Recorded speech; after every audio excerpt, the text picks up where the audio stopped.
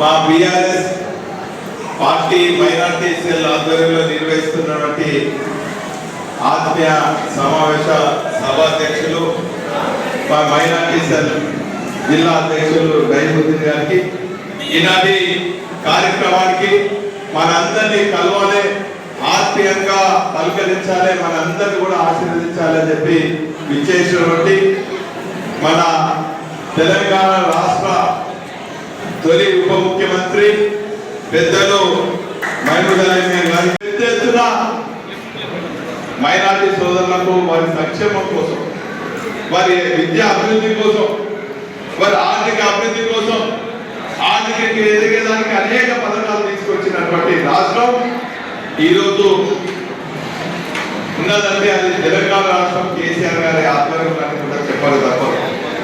నేను ఈరోజు బిఆర్ఎస్ పార్టీని విమర్శించే నాయకులను, పార్టీలను ప్రశ్నిస్తున్నా, మీ అందరి తరఫున అడుగుతున్నా, అయ్యా 75 ఏళ్ళు 100 ఏళ్ళ భారత చరిత్ర, 75 ఏళ్ళు మీరు పాలించిండ్రు, ఏనాడైనా మా మసీదుల గురించి ఆలోచించరా, మా మైనార్టీల గురించి ఆలోచించరా, మసీదులను ప్రార్థన చేసే మౌనల గురించి ఆలోచించరా, మౌనల గురించి ఆలోచించరా అని చెప్పి ఈరోజు కాంగ్రెస్ బీజేపీ నాయకులను నేను ప్రశ్నిస్తున్నాను.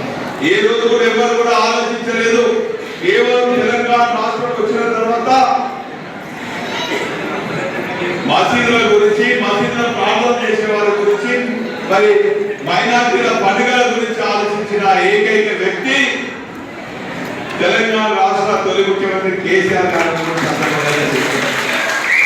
ఈరోజు ఈ రాష్ట్రంలో గంగా జమున కలిసి అన్నట్టు అందరూ కూడా అన్ని మతాల వారు కలిసికట్టుగా ప్రేమ అనురాగంతో ఉంటే ఈరోజు ఒకళ్ళు వచ్చి నీకు బైబిల్ కావన్నా, ఖురాన్ కావన్నా, భగవద్గీత కావన్నా,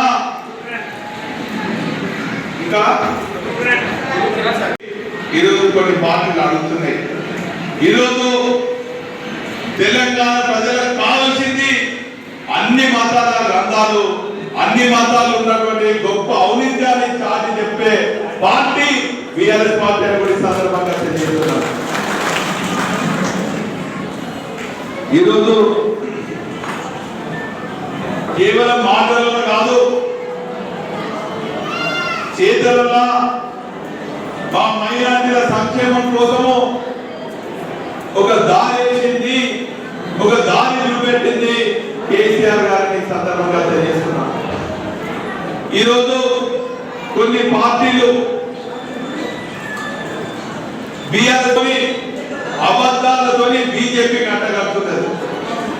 ఈరోజు బిఆర్ఎస్ పార్టీ బీజేపీ ఒకటని చెప్పి తప్పుడు ప్రచారం చేస్తే దాన్ని కొంతమంది మా మైనార్టీ సోదరులు నమ్మి ఈరోజు తెలంగాణ రాష్ట్రంలో మన కోసం, మన సంక్షేమం కోసం, మన విద్య కోసము, మన పిల్లల భవిష్యత్తు కోసం ఆలోచించే ఒక గొప్ప పార్టీని, ఒక గొప్ప నాయకుడిని మన పదవిలో రాకుండా మనం ఈరోజు కోల్పోయినటువంటి విషయాన్ని సందర్భంగా తెలియజేస్తాం.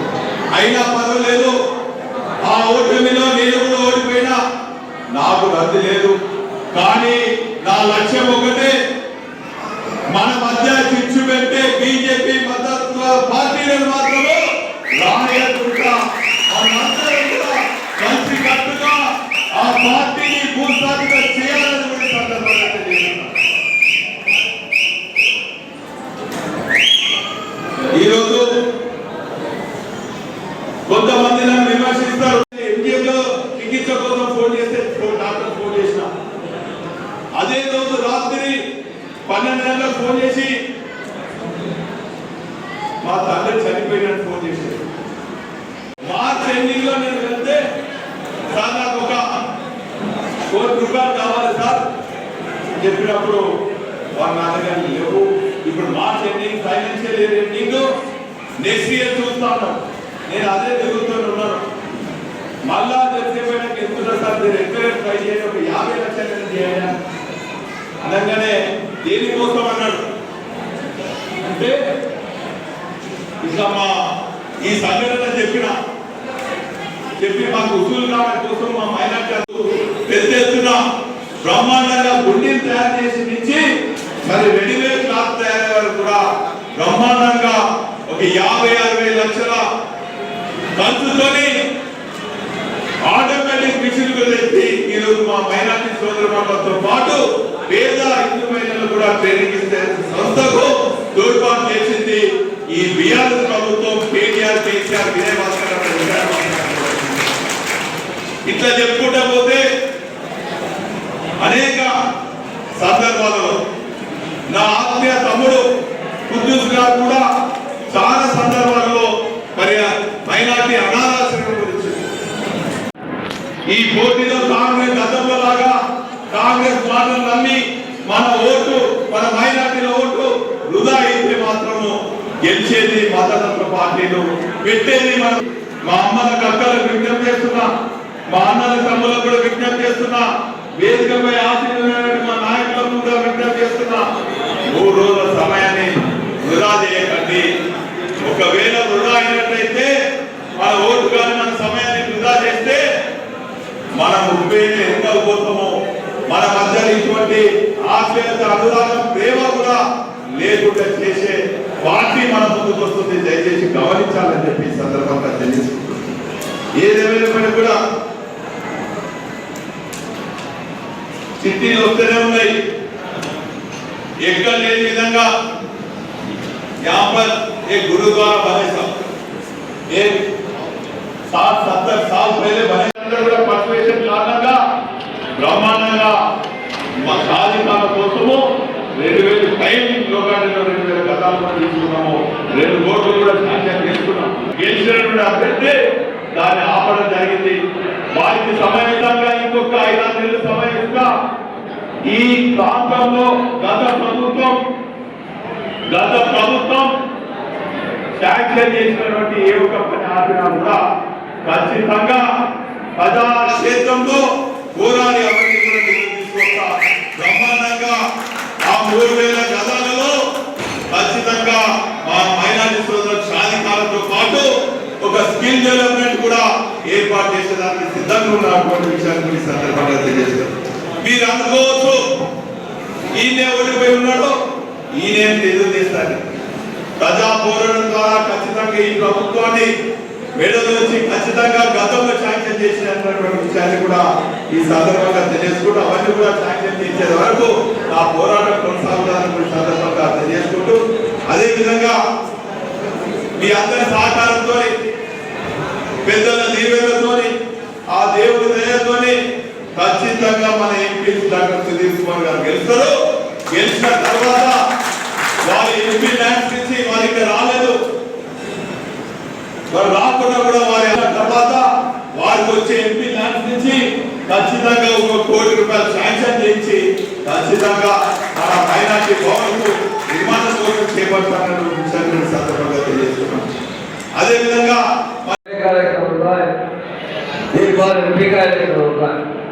हमारे स्टेट में दोनों इलेक्शन अलग अलग होते हैं। मैं आपसे एक ही बात बताना चाहता हूँ, आज का जो माहौल है, आज के जो हालात है, बीआरएस पार्टी बनी है सिर्फ आपके लिए बनी थी, सिर्फ तेलंगाना के लिए बनी थी। तेलंगाना के लिए जद्दोजहद करते हुए हमारे अनुभव जी साहब ने तेलंगाना हासिल किया। होने वाले एमपी मैं तो कहता हूँ हमारे एग्जिट पोल में डॉक्टर सुधीर साहब एमपी जीत चुके हैं। मैंने अंदर भी डिटेल बात की है। ये जो है ना पार्टी, कांग्रेस पार्टी एक झूठी पार्टी, रेवंत रेड्डी नंबर का झूठा है, बोल कर इंतजार में है। आपसे 2 बात बताना चाहता हूँ, अच्छे इंसान है, एक डॉक्टर है और पार्टी में सीनियर लीडर है। आपके साथ मिलकर आज कहते हैं हम रिजर्वेशन बंद कर देंगे, आज कहते हैं कि हर तरीके से लोगों को मसावत के बजाय तकसीम करने वाले तो मोदी साहब। उसी तरह हमारे जिले में प्रधान पाए रेवंत रेड्डी साहब, झूठ के सहारे अस्पताल पड़ा है। मैं पहले से पूछना चाहता हूँ, उन्होंने हमें लिए हमारे लिए हमारे लिए 6 गारंटी डिक्लेयर किए थे और तकरीबन 432 प्रोमिसेस किए थे, हम ये करेंगे भूल बनाए थे। मेरे बहनों से पूछता हूँ, मेरे भाइयों से पूछता हूँ, 6 गारंटी में एक भी गारंटी जो उन्होंने कोई फायदा नहीं किया था। मैं तेलंगाना हर तरीके से तेलंगाना स्टेट में डेवलपमेंट कर रहा हूँ।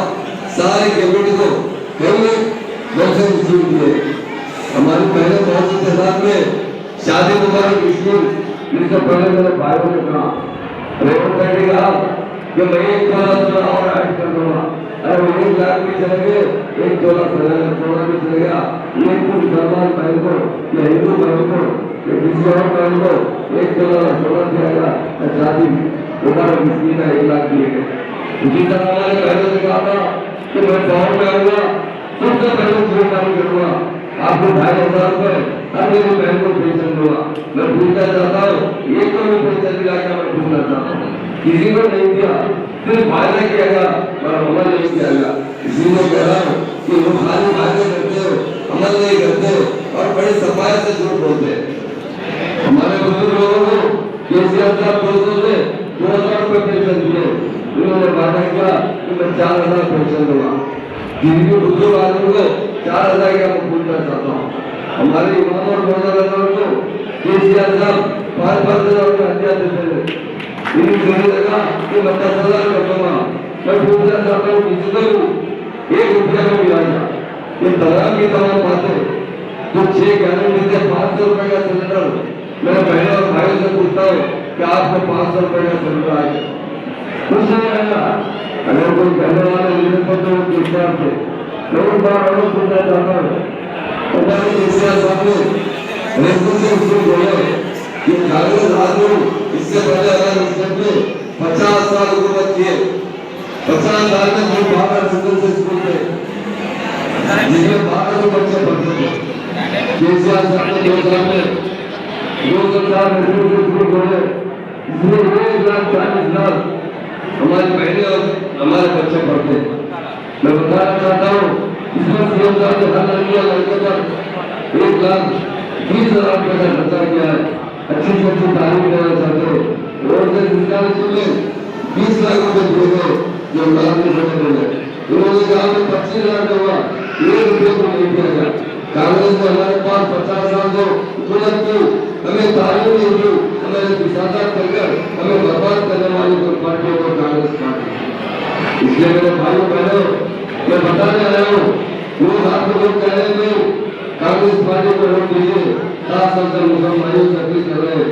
तो मुस्लिम भाई का कहता है यहाँ पर गंगा जमुना तहरीक में मुसलमानों में वोट दे जाए तो यूपी के मुसलमान जरूर कांग्रेस को दीजिए, बिहार के मुसलमान दीजिए। ये अमन की जिंदगी गुजारने वाले मुसलमान है, तो अमन पहुंचाने वाली पार्टी है वो बीआरएस पार्टी। अफवाह फैला रहे हो कि बीआरएस पार्टी बीजेपी से मिलेगी। हमारे मुस्लिम भाई से कहता हूँ, हमारे मीडिया के दोस्तों से कहता हूँ, हमारी पार्टी बड़ी 2001 में हमने कभी भी सोच भी नहीं सकते कि बीजेपी से अलायंस करने की। 2004 का पहला इलेक्शन आया, उस इलेक्शन में हमने कांग्रेस से अलायंस किया। 2009 में दूसरा इलेक्शन आया, हमने तेलुगु देशम से अलायंस किया था। उसके बाद 2009 में हमने इंडिपेंडेंट हुआ, 2014 में हमने इंडिपेंडेंट हुआ, 2018 में हमने इंडिपेंडेंट हुआ, 2023 में इंडिपेंडेंट हुआ। और 2 इलेक्शन में 2004 में कांग्रेस से अलायंस किया, 2009 में तेलुगु देशम से अलायंस किया, मगर बीजेपी से अलायंस नहीं किया। आज करेंगे या कल करेंगे, लोग अफवाह फैला रहे। इसलिए मैं मुस्लिम भाइयों से मैं बहनों से गुजारिश करता हूँ, ये कांग्रेस तबाह करने वाली जो पार्टी है मुसलमानों को कांग्रेस है। आज हमने न तालीम दी, न रोजगार दिया गया, न हमारे साथ इंसाफ किया गया। अगर हमारे साथ इंसाफ करने वाली जो पार्टी है वो बीआरएस पार्टी है। इसलिए लोगों के बातों में मत आइए, लोगों को वोट देकर व्हाट्सएप के जरिए कांग्रेस को की बात की जा रही है। तो भाइयों बहनों से कहता हूँ, मोदी साहब को हम वोट नहीं देते, मोदी साहब हमारे बारे में बिल्कुल टेंशन की बात नहीं करते हैं। कांग्रेस की बड़े बड़े वादे करती है कांग्रेस, पर कभी भी कोई वादा पूरा नहीं किए। आप जो इक़्तिदार में आए इसी छोटे वादों की वजह से इक़्तिदार में आए। एक भी इसके अंदर एक गारंटी की भूमि वादे में पूछना चाहता हूँ। आज बड़े बड़े वादा करते रेवंत रेड्डी साहब मोदी साहब को अपना बड़ा भाई कहते हैं। मोदी साहब को कहते हैं कि गुजरात मॉडल बहुत अच्छा है। एक तरफ राहुल गांधी कहते हैं गुजरात मॉडल अच्छा नहीं है, गोवा मॉडल है। रेवंत रेड्डी ट्राई करते हैं कि गुजरात मॉडल अच्छा है। तो ये दोनों मिले हुए आज आपके पास 3 कैंडिडेट है। एक कैंडिडेट हमारे मुख्यमंत्री हमारे डॉक्टर सुधीर साहब है, बड़े नेक इंसान है, अच्छे इंसान है, वफादार इंसान। दूसरा कैंडिडेट कांग्रेस का अध्यक्ष गणेश सिंह हमारे साथ धोखा देकर रहा। गणेश सिंह साहब को क्या नहीं किया, सिंह साहब आपको पूछना चाहता हूँ। उन्होंने आपका नहीं, तेलंगाना का नहीं, वरंगल का नाम बदनाम करने वाला कोई लेने पर खड़े नहीं है। जिनको सिंह साहब ने डिप्टी चीफ मिनिस्टर बना दिया, एमएलसी बनाया, एमएलए होने पर फिर एमएलए टिकट दिया, उसके बाद उनकी बेटी को एमपी का टिकट दिया। इसके बाद हमारे साथ धोखा कर कांग्रेस पार्टी में शामिल हुए। आरोप रमेश साहब को सीएम साहब ने उन्होंने बनाया, उन्होंने बीजेपी में शामिल हुए। आपसे यही कहना चाहता हूँ, ये दोनों के 2 कैंडिडेट है, लद्दाख कैंडिडेट है, हमारे साथ धोखा करने वाले कैंडिडेट है। आप इन्हें सबक सिखाना चाहिए।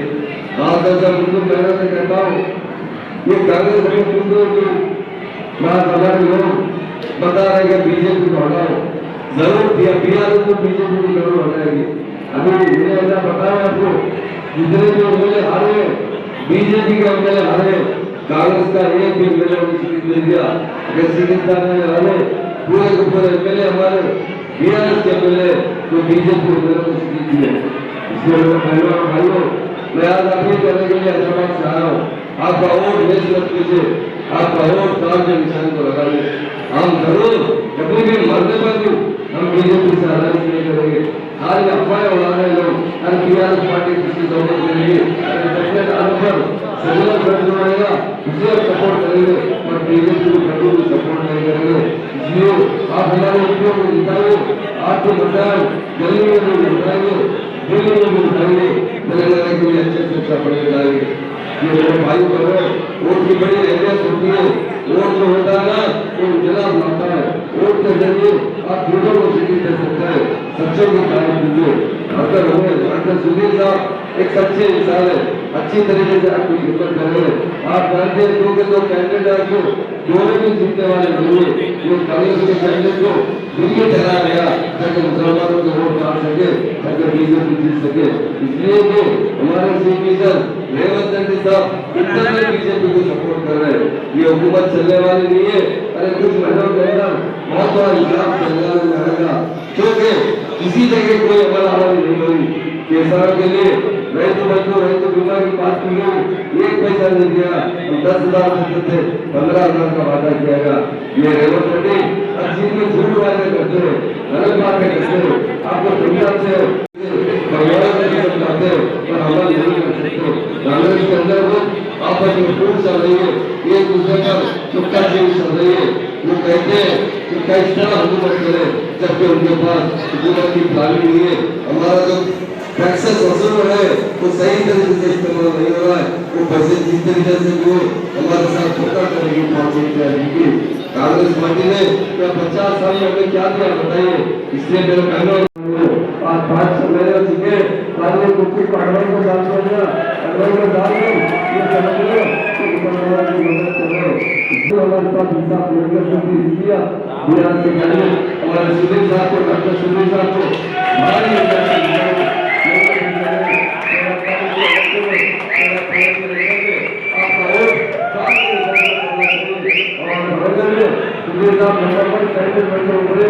जरूर जीतेंगे, और इसे जीतेंगे और वो सबसे आने पर बीजेपी को फायदा हो सकता है। इसलिए बीजेपी का बजट आएगा आपको बड़ा नहीं बीजेपी वाले हो या कांग्रेस वाले हो, सबके लिए झूठ का सामना करो, इख्तियार करो, उसका थोड़ा प्यार के साथ बड़े बनाओ, बीजेपी आपको बाहर निकाल के बड़े है, ऐसी दिल्ली खत्म करने में పెద్దలు గౌరవనీయులు వరంగల్ పశ్చిమ శాసనసభ్యులు చీఫ్ విప్గా ఉంది. అదేవిధంగా వరంగల్ హన్మకొండ టీఆర్ఎస్ పార్టీ అధ్యక్షుడు విజయభాస్కర్ గారు, పెద్దలు గౌరవనీయులు జనాభా మాజీ ఉప ముఖ్యమంత్రి వర్యులు, అదేవిధంగా హోంశాఖ మంత్రి వర్యులు పెద్దలు గౌరవనీయులు మహమూద్ అలీ సాబ్ గారు, మసూద్ గారు, తర్వాత నయీముద్దీన్ గారు, చాలా మంది వేదిక మీద అందరికీ, సిరాజ్ గారు, ఇద్దరు పెద్దలు అందరూ కూడా నా హృదయపూర్వక నమస్కారం. ఎక్కువ మాట్లాడలేదు. छोटा भाई के साथ बड़े भाई आते हैं, छोटा भाई रात में आता है, सुबह बड़े भाई आते हैं. ये काम देख रहा है, अपना देखने का है काम, वो क्या काम कर रहे हैं. छोटे भाई रेवंत रेड्डी आता है रात में, सुबह बड़े भाई मोदी जी आता है इधर वरंगल, 3 बार आए. आप जीतने वाला है, हम जीतने वाले हैं, सब मिलकर जीतने वाला है. कुछ भी नहीं है, एक इशारा है. మహిళలు వస్తే వర్షం వస్తుంది. ఊళ్ళో కుక్కలు తిరిగితే బాగా బిజీ తిరిగితే ఊళ్ళో ప్రయోజనం ఉంటుంది, ఫంక్షన్ ఉంటుంది. అవన్నీ బిజీగా తిరుగుతానంటే ఇక్కడ ఫంక్షన్ జరుగుతుంది అని అర్థం, ఇక్కడ గెలుస్తారని అర్థం. కాబట్టి छोटे भाई की बड़े भाई की ఇద్దరికి इकट्ठा करके बाद में देख देने का टाइम बहुत आ गया. ఆయన ఏమంటారు, ఏదో యుద్ధం జరుగుతుంది, ఆ యుద్ధంలో ఏమంటారు, అసలు సమస్యలు సూచించేదే మీరు కదా. మీరు లేకపోతే ఇక్కడికి వచ్చేదా మోడీ సార్? మీరు లేకపోతే ఢిల్లీలో అసలు मौका दिया कौन? कांग्रेस ने मौका दिया.